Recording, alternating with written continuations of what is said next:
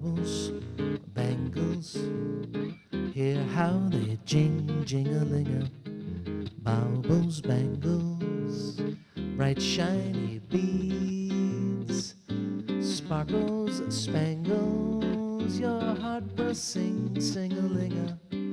Wearing baubles, bangles, and beads, you'll glitter and gleam, so make somebody dream, so that someday he may buy you a ring, ring-a-ling-a. I've heard that's where it leads, wearing baubles, bangles, and beads.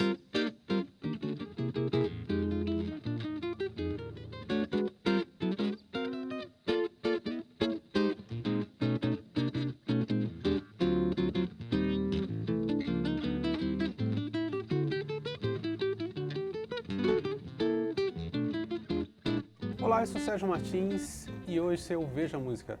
O nosso convidado de hoje é o cantor e guitarrista, um dos maiores nomes do jazz. É com muita honra que nós recebemos Mr. John Pizzarelli. How are you doing, John? I'm doing very well. Thanks for having me here. It's a pleasure to be here. Oh, the pleasure is mine. A primeira pergunta que eu tenho para você é justamente esse teu lado de entertainer que você tem. Poucos artistas hoje em dia têm esse talento. Como é que isso se deu para você? Well, I liked watching not only musicians, but musicians who entertained. Actually, in 1 year, I saw Billy Joel, Frank Sinatra, and Bruce Springsteen all in the same place. And the thing that they all had in common was how they related to the people. You know, so the way they, not just the songs, but saying, hello, good evening, here's something about this song. And so I wanted to take a piece of that and put it in, and do it myself. Foi difícil no começo? No, you know, what it was for me was organizing it properly. And I got that from Billy Joel, because Billy Joel did 3 songs, then he spoke, and then he did the big song. So he knew how to pace the program, you know. Springsteen was a great storyteller. So with 76,000 people, he told the story. I was like, oh, there's got to be a major moment where he would tell a long story. And Sinatra was just perfect. It's just the command of the audience was amazing. Por falar em Sinatra, você está lançando um disco agora que não chega a ser uma réplica do grande disco de Sinatra e Jobim, que completou 50 anos, mas é um grande tributo. Como é que surgiu Well, essa the last tour that we did here, 3 years ago, there was just something magical about it, and we were looking to do another bossa nova record. It's almost been 14 years since I made a bossa nova record.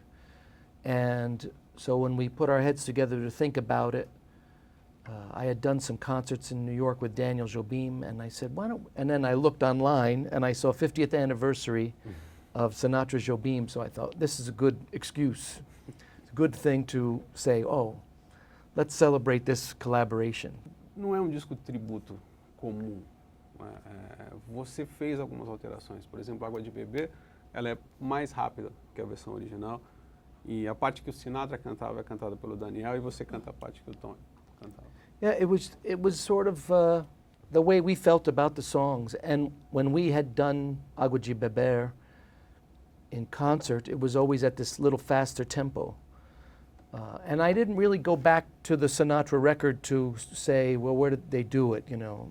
And I tried, even when I made my Sinatra record many years ago, I thought, I don't want to copy Sinatra. I just want to honor him and play his songs the way we would want to play them. Sometimes the critics get confused and they go, he doesn't sound like Sinatra. So it's not the point. But I'm not Sinatra. Yes, exactly. That's what I said. Well, if you go play the Sinatra record if that's what you want to hear. So we would just wanted to do them the way we wanted to do. And even there's 2 songs that weren't on the record. There's some 2 original songs and a Michael Franks song, because I thought we were also honoring Jobim and his influence as a songwriter to the world. So, you know, how he influenced me as a songwriter, not just as an artist, and Michael Franks' Antonio's song. So there was all this mistura fina, if you will. A gente tem algumas perguntas dos internautas. Você fez um jantar em homenagem ao Toninho Horta e o Gustavo Horta, que deve ser parente, perguntou também o que você acha do Toninho Horta como músico. Toninho came to my apartment, this is many years ago, and I had just met him a couple of months earlier. And so he came over to the house and he ate dinner, and there were three other musicians, a bass player, my brother-in-law at the time, and another man who brought Toninho. Steve Sachs was his name. So Tonino's playing.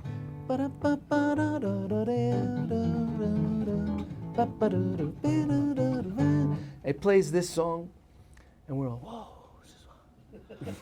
And we're like, okay, let's eat some more, you know. And so then I had said to my father, he was working with Mundell Lowe at a jazz club, and I said, listen, when you finish, if you want to hear a great guitar player, come to my apartment. My father was like, oh yeah, okay. He usually likes to go right home, so he would have to go back to New Jersey from New York City, so I didn't think anything. So Toninho had just gotten from Brazil. He was very tired. He has the cheesecake. He's very excited. And he's about to say goodbye. He's at the door, and the buzzer rings. Bing!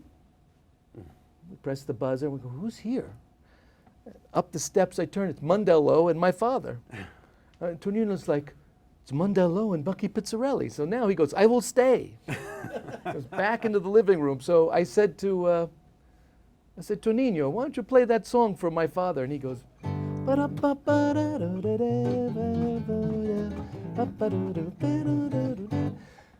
my father, Mandela.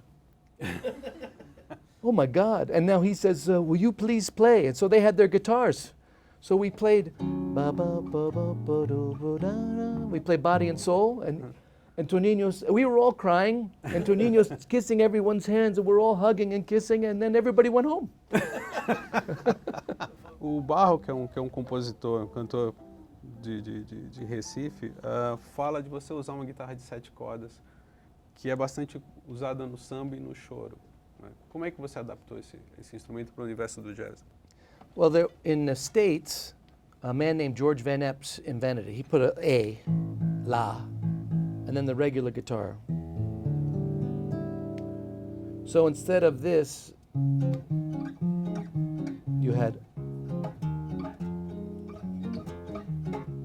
and it was so you could accompany other musicians. If you're playing How High the Moon, do-do-do-do-do, do-do-do. And you have like a walking bass line. But it's great for bossa nova for me because I can, you have the low note. But the choro players and different guitar players that I've heard here tune this to whatever works, and it's beautiful. I can't do that. But it's a beautiful way. I've heard like Marco Pereira plays a 7-string guitar, and it's just beautiful. A Michele Prado quer saber qual a sua maior referência dentro dos guitarristas de jazz. Ela escuta você e diz que você tem uma referência muito forte, sente uma referência muito forte de Grant Green. Se Wes Montgomery também seria uma influência. Oh, for me? Yeah.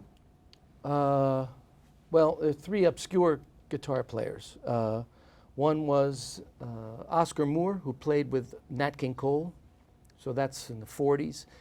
Also, George Van Epps, who invented the 7-string guitar in the States. Beautiful guitar soloist and a good rhythm player. And there was a single note player out of Chicago named George Barnes at the same time as Charlie Christian. And he played with my father in the 60s. And those 3 guys are very influential. And then when I got the record Amoroso, I listened to everything João Gilberto played on that record. You know, it was amazing because he was, you know, Estate. And I listened to how all those bass notes, you know, and that was like, whoa. So that would be where my bossa nova playing comes from, listening to Amoroso, and then everything else is a cheap copy that I do.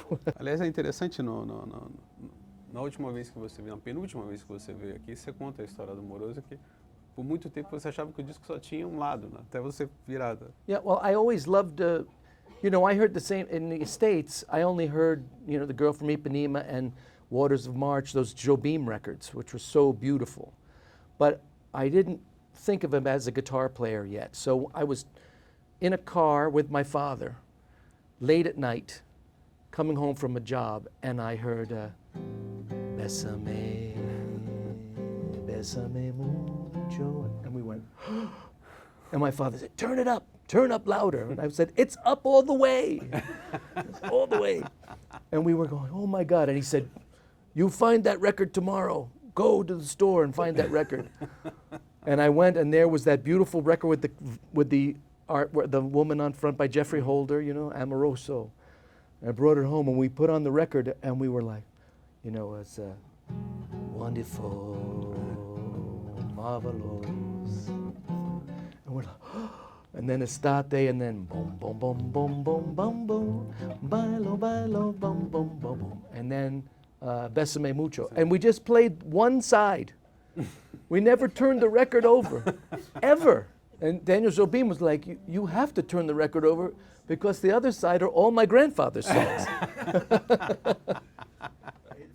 Você estava falando de Nat King Cole e você gravou 2 discos em homenagem ao Nat King Cole e mais um disco em parceria com George Shearing, né, cuja capa é similar à do disco do Nat King Cole e George Shearing. O Nat King Cole, curiosamente, ele é mais conhecido pelas canções românticas, pelo menos aqui no público brasileiro, do que a influência que ele tem no jazz e nos pianistas. Assim. Como é que você descobriu o Nat King Cole? Qual a importância que você acha que o Nat King Cole tem no mundo do jazz? Oh. It's a royalty to me. You know, it's very hard to speak about certain times when it's mentioned like that. And it's, I mean, just the man alone is such an amazing figure in American society, but also as a jazz musician and a singer, and then also as a popular figure. So when there weren't any, you know, black singers as in popular music all over the United States, you know, I mean, he was a star around the world and one of the first, you know, breakthrough jazz artists in a sense like that. I mean, it's really stunning. I mean, that picture I'm looking at on the TV is, it says it, I mean, it's just beautiful, it's unbelievable. I get very emotional about it because I got to work with Natalie Cole and Freddie Cole, and I feel like since Nat couldn't be around to say hello to me, he sent other people to say hello. Outra coisa que eu admiro em você é a tua versatilidade, porque você é uma pessoa que é muito focada nos standards de jazz, mas você tem também um trabalho muito interessante em música pop. A gente estava comentando que você fez uma versão jazz de Allman Brothers. Como é que você decide o teu repertório? Como é que você pensa a tua música? Assim? Às vezes, porque em vez de ficar só focado nos standards, você fala, ok, os standards são interessantes, são preciosos, mas eu acho que também tem muita coisa boa sendo feita na música pop. Well, I think it just, for me, it's the songs. The songs are, it's a good question. Songs are great songs. So if I can find, I never thought, I can't remember off the top of my head, honestly, but there is always one when I did silly love songs. I think that's going to work, and keep trying, and you go, nope, I was thinking, work, you know. Am I going to do, which is like, you know, you think that people would have had enough of silly love songs? And I was thinking, well, but then when I went, you think that people would have had enough of silly love songs? And all of a sudden, it was sort of sad and beautiful. It was beautiful, you know, and it was like, yeah, that's sort of very, but then you realize Paul McCartney knew what he was talking about, you know, and the same thing when you go, when you're playing Elizabeth Reed, it's a jazz song. So if you put it in the right context, they work, you know. Some songs don't work.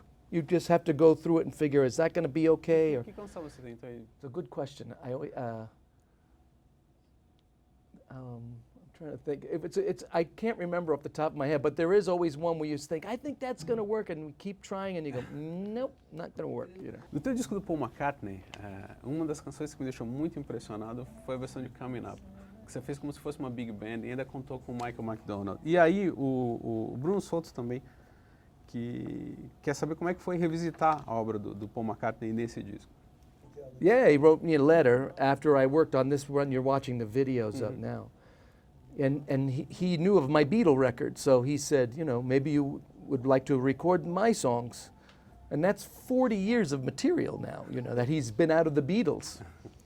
So it was great, you know, to start listening and you go, well, coming up, you read the lyric and you go, you want a friend? And then I think this could be like a big band piece, you know, and then same thing, Silly Love Songs could be a bossa nova, could be a Jobim song. And they only can do that because they're good songs. It's not, I didn't make them better. But you know, sometimes you look at a song and go, no, it's, you know, I couldn't do Thriller as a bossa nova, I don't think, you know. What about Michael McDonald? Oh, he's another hero of mine. I'm so lucky, you know. I've gotten to work with James Taylor, Michael McDonald, Paul McCartney, as well as Frank Sinatra, Natalie Cole, and Rosemary Clooney, and the Count Basie Band, you know. So when I had the opportunity to get Michael McDonald to sing on this song, I was like, well, it's like Christmas. So I was lucky. I said to my manager, maybe we can get Michael McDonald, and so we were very lucky to get him on, you know. Você, falando em Paul McCartney, você tem uma história maravilhosa que quando vocês foram participar do My Valentine, você tocava em ritmo de bossa nova pro Anthony Wilson. E vocês achavam que o Paul McCartney não estava sabendo disso, até o dia que ele chegou e falou, play that bossa nova. Yeah, you know the story. Yeah. Yeah, it was like, you know,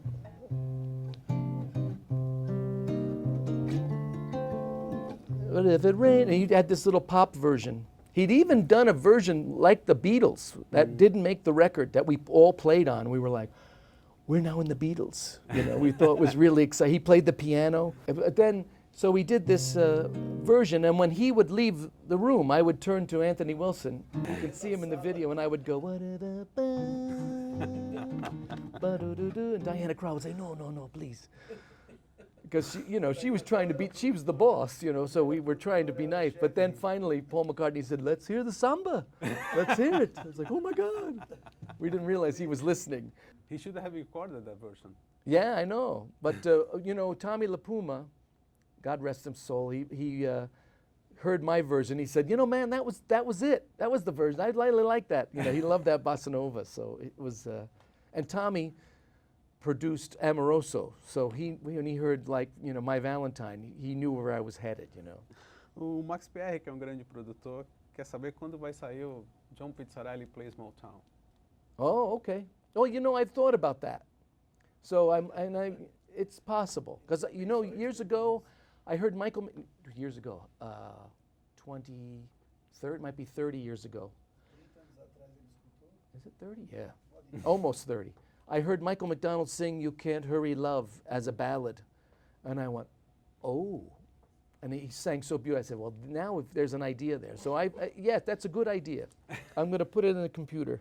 And good swinging songs too, you know. So you will produce. Yeah. Como foi trabalhar com James Taylor? He's a beautiful, beautiful man and a wonderful musician, great guitar player.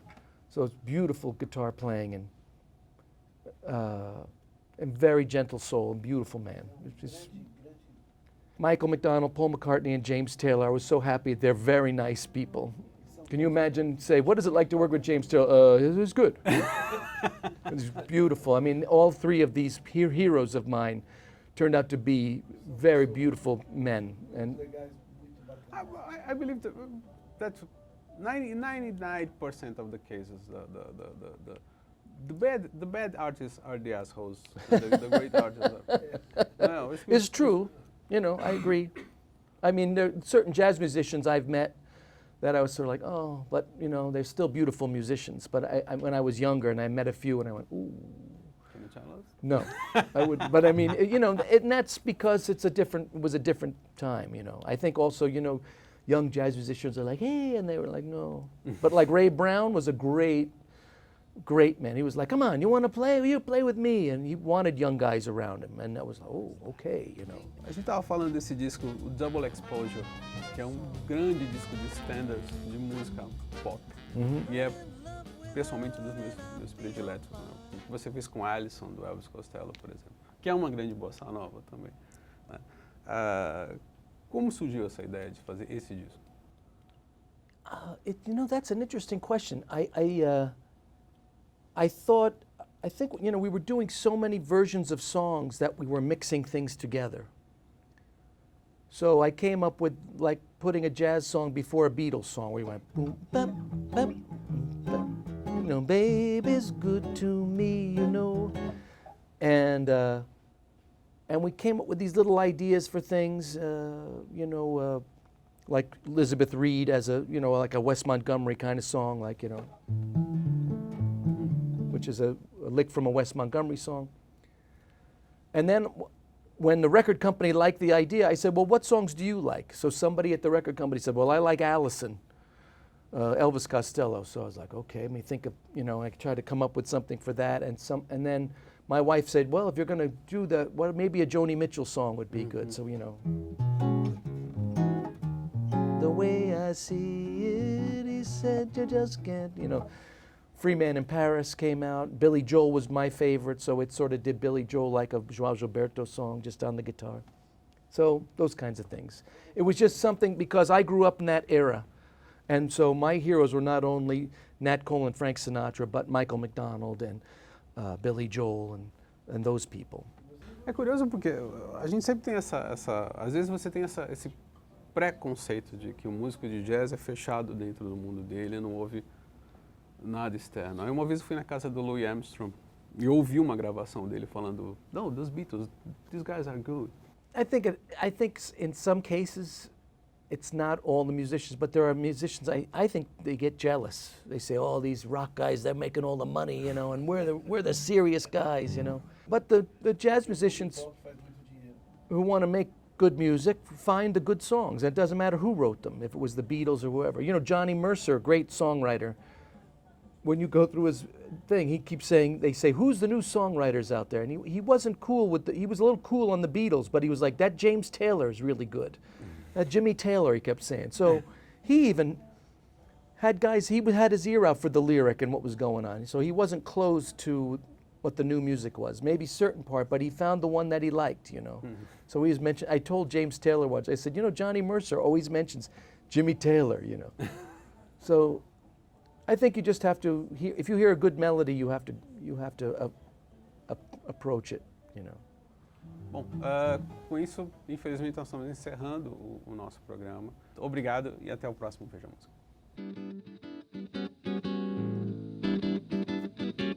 There's a song in me that's longing to be played, and my heart's begun a secret serenade, for I haven't heard it now for quite some time, and it's been so long since I could sing in rhyme. Somewhere a distant melody tells me it's a longing to be free. 3 little notes become a symphony. Sometimes a delicate refrain lives in a long-awaited strain. Sometimes the song comes back again. Canto casual, junho junto e tal, laquelo igual, essa tarde ideal. Canto casual, laquelo igual, essa tarde ideal. Oh, the song begins the moment you appear. It's an overture that only two can hear, and it teaches you the simplest lesson yet, and it sings to you so you will not forget.